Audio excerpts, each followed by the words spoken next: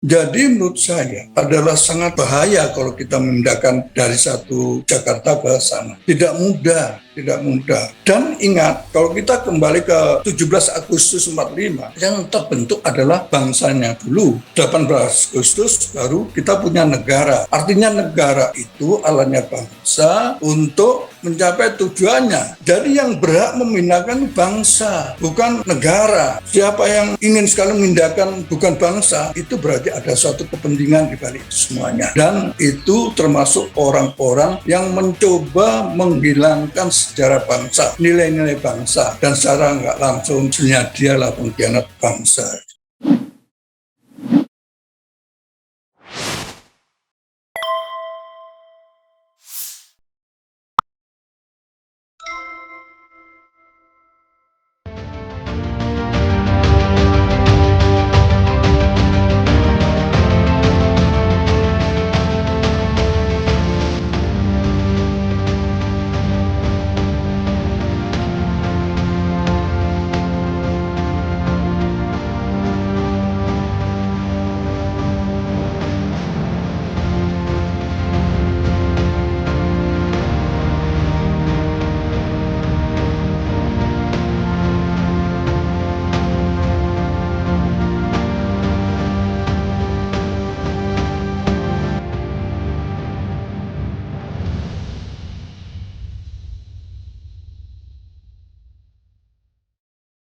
Nah, mulai dari sini, objek vital nasional yang sangat mempunyai nilai sangat tinggi adalah ibu kota negara. Nah, menetapkan ibu kota negara itu tidak sembarangan, karena di ibu kota itulah terkandung nilai-nilai sebagai hasil perjuangan panjang yang membangun suatu semangat nasionalisme sebagai bangsa. Nah, dalam hal ini, Jakarta adalah suatu tempat yang memang betul-betul punya nilai yang sangat tinggi. Kita lihat saja pada waktu Valentinian merebut Jakarta dari Portugis tahun 1526. Kemudian Sultan Agung adalah orang-orang yang punya rasa nasionalisme, tidak ingin dijajah oleh bangsa lain, kan. Dan kemudian peristiwa bagaimana PKI bersidang untuk menyiapkan kemerdekaan bangsa. Kemudian kita deklarasi di situ sebagai bangsa yang merdeka, dan seterusnya, dan seterusnya. Jadi Jakarta merupakan suatu ibu kota di mana di dalamnya syarat dengan nilai-nilai yang dimiliki bangsa ini. Nah, mulai dari situlah mulai diatur bagaimana sistem pertahanan yang ideal untuk negara besar ini. Dari situ kita juga dari sisi geografi kita merhatikan Pulau Jawa itu cukup baik, ya, ideal, karena di belakang Pulau Jawa, Laut Selatan itu luas dan adalah sangat sulit kalau ada pendaratan dilakukan dari arah selatan. Dan juga di sana jarak tembak yang dilakukan oleh suatu kapal itu sangat-sangat terbatas sekali untuk mencapai Jakarta, ya. Kemudian di sisi utara Laut Jawa itu dalamnya kurang dari 40 meter, sehingga kemungkinan kapal selam menyelam tidak mungkin. Dan di situ ada pulau-pulau seribu, ya, sehingga penetrasi yang dilakukan masih punya halangan, tidak akan mudah masuk ke Jakarta. Dan pada saat permintaan Amerika untuk membuka Alki Barat Timur, itu tidak kita izinkan, kita tidak mau. Kita hanya menyediakan 3 Alki Barat, Tengah, Timur. Artinya kapal-kapal asing yang lewat di Laut Jawa harus mendapat izin dulu. Dan kapal selam tidak bisa menyelam apabila kedalamannya kurang dari 40. Utara selatan ya Pak ya? Jawa utara selatan ya? Jawa sebelah utara, ya. Laut Jawa. Mulai dari Selat Makassar sampai ke Selat Sunda itu. Ya, itu permintaan Amerika sama Australia, kita tolak. Nah, dari situlah kita membangun suatu sistem pertahanan.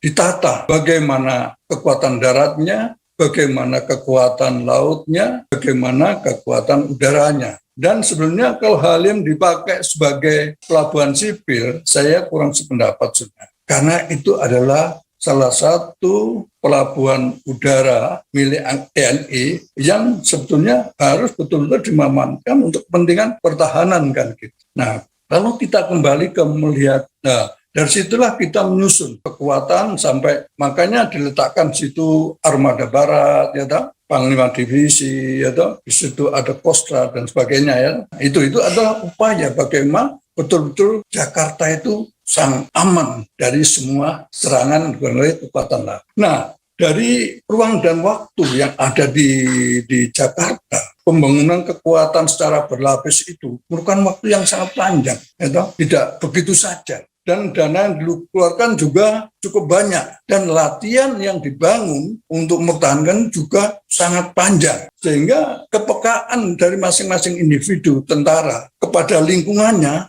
itu sudah terlatih benar. Ya, terlatih benar. Nah, kalau kita kembali mau pindah ke Kalimantan. Dari Kalimantan, kalau kita lihat dari titik Alki tengah saja, itu lautnya dalam dan kapal selam bisa menyelam dalam. Nah, kapal selam kenapa disebut sebagai senjata strategis? Karena kapal selam diuntungkan oleh layer yang ada di dalam laut itu. Layer itu terbangun oleh temperatur, kadar garam, dan tekanan. Jadi kalau kita berada pada satu layer, kapal selam berada di layer lain, walaupun jaraknya 100 meter, itu sulit untuk dideteksi. Ya, nah, kemudian di dalam poros Alki itu boleh mendekat sampai 25 meter dari poros, 25 mil dari poros, mendekat ke pantai, ya, ke kiri dan kanan. Itu pun suatu kerawanan juga.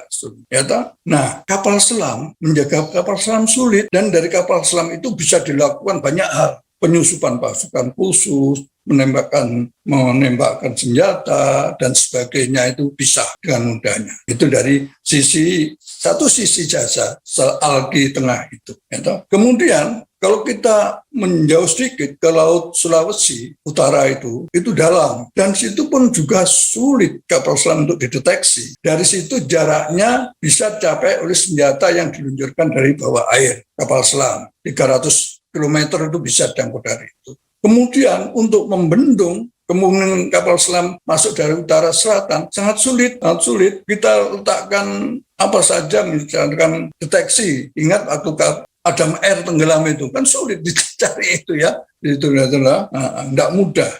Kemudian kepada pertahanan sisi angkatan darat sendiri perlu penyusunan yang panjang karena medannya juga akan sifatnya berbeda dengan dan ada di Jawa, ya. Kemudian udaranya sendiri, ya. Jadi menurut saya adalah sangat bahaya kalau kita memindahkan dari satu Jakarta ke sana. Tidak mudah. Jadi kalau kita mengacu pada tadi bahwa tujuan bernegara adalah membentuk suatu negara yang dapat melindungi segenap warga negara dan tumpah darah. Nah, kalau mengacu dari statement ini aja, maka adalah yang di Jakarta masih kurang, masih banyak langkah yang harus kita lakukan. Kenapa kita harus pindah? Ini. Dan ingat, kalau kita kembali ke 17 Agustus 45, yang terbentuk adalah bangsanya dulu. 18 Agustus baru kita punya negara dengan keluarnya Undang Dasar. Artinya negara itu alatnya bangsa untuk mencapai tujuannya. Jadi yang berhak memindahkan bangsa, bukan negara. Ya, ini harus diperhatikan betul. Siapa yang ingin sekali memindahkan bukan bangsa, itu berarti ada suatu kepentingan di balik itu semuanya. Dan itu termasuk orang-orang yang mencoba menghilangkan sejarah bangsa, nilai-nilai bangsa, dan secara nggak langsung sebenarnya dialah pengkhianat bangsa. Jadi begini, salah satu yang pernah saya buatkan gitu ya, adalah membagi armada, ini dari si Angkatan Laut saja, menjadi 3 armada. Sekarang sudah terrealisasi. Karena span of control itu tidak boleh lebih dari 15 derajat busur. Ya. Nah, kemarin kan armada timur luas sekali, mulai dari Surabaya sampai ke timur. Sekarang sudah ideal lah 3 armada. Itu kan hasil kajian selama ini, bagaimana membuat suatu pola pertahanan yang ideal dengan center of gravity-nya ada di Jakarta kan gitu. Ya, nah, ini sudah terjadi, kemudian digeser, center of gravity-nya berpindah. Berarti kita membentuk suatu lapisan baru, sistem baru. Ini kan mengacaukan yang sudah disiapkan benar-benar, kemudian dipindahkan begitu saja tanpa suatu pemikiran panjang sebelumnya. Ya. Nah, ini harus menjadi perhatian kita semua. Ini tanggung jawab bangsa, TNI. Dan TNI itu menjadi bukan terjebak, atau memang sengaja dijebak. TNI harus dibawa kendali sipil. Itu yang menjadi masalah itu ya toh. Nah, karena TNI adalah salah satu potensi bangsa. Sekarang semua yang menjadi potensi bangsa itu diborgol semuanya. Agamawan diborgol, ilmuwan diborgol, TNI diborgol, Raja Sultan Pemangku Adat diborgol, profesionalisme pun juga diborgol kan gitu. Nah, sekarang yang punya otoritas itu ya partai. Jadi partai itu tidak berpikir untuk kepentingan bangsa, hanya pikir bagaimana dia menang kan gitu ya toh.